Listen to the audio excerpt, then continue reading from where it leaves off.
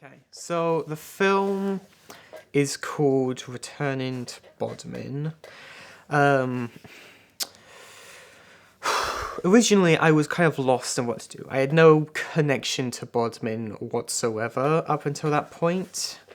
So I just tried to get a feel for Bodmin, and then what got me into the path that led to the film's creation was scouring um, articles made by people in Bodmin, trying to get their perspective.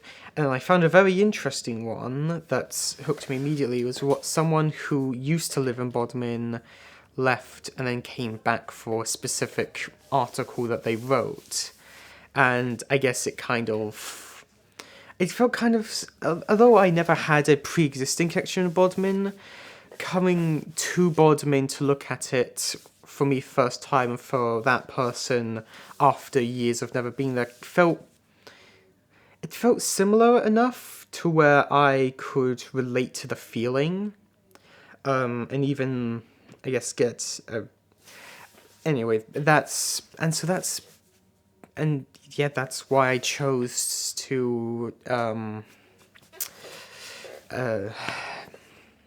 pursue Will Marlow for my interview. Just a very unique perspective that hooked me.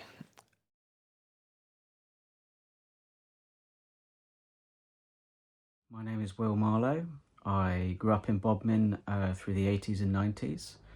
I live in London now, but do visit the town regularly to see friends and family. I've lived in London for most of my adult life. But yeah, I've maintained a connection to Bodmin throughout those years. I still have family there. My godchildren live there and their parents. So I come and visit the town and have done over the years to sort of see them. I also did the Bodmin Was Ale with my dad for a very long time. It's also very different to Bodmin for me personally in that as a gay man, there is more community here in London for LGBT people. My understanding is that there is a growing openly LGBT community in Cornwall. When I was younger, that was very much not the case, and I felt that I had to leave the town and leave the county in order to find people that were similar to me in that regard.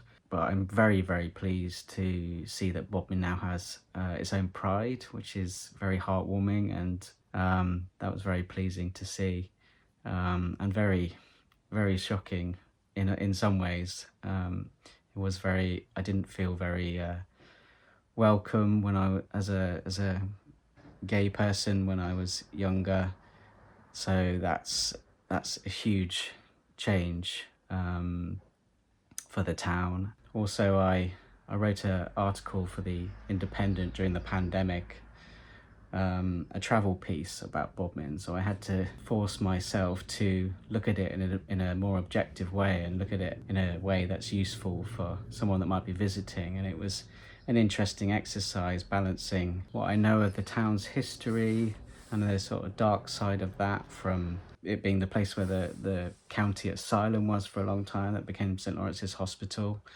and having Bodmin Jail there, which is, very sort of dark, macabre tourist attraction while I was growing up and still is now.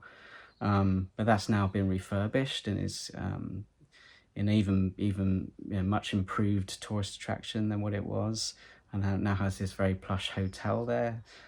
Open areas such as like Beacon Hill with the amazing views that you have from the beacon, and the camel trail, and cycling up and down there, and just sort of looking at my own hometown, in a way that was more positive, and realizing just the benefits that it can offer to a visitor was quite enlightening. I've noticed very sort of slow changes in Bodmin as I've been going back over the years. The main obvious one I would say is the deterioration of the high street. When I was a kid, it was very busy and bustling, and there was lots of local businesses that had shops there, and that seemed to get less and less every year that I would go back and visit the town. A lot of charity shops would have popped up in replacing those shops that I was familiar with when I was young. But then in more recent years, when I've gone back,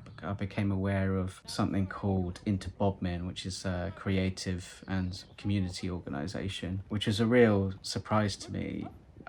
Bodmin hasn't sort of felt very strong or driven to develop its sort of cultural offerings. It was a wonderful surprise to find out that it was happening in Bodmin, not anywhere else in Cornwall, and that seems to be thriving and having a positive effect on the town.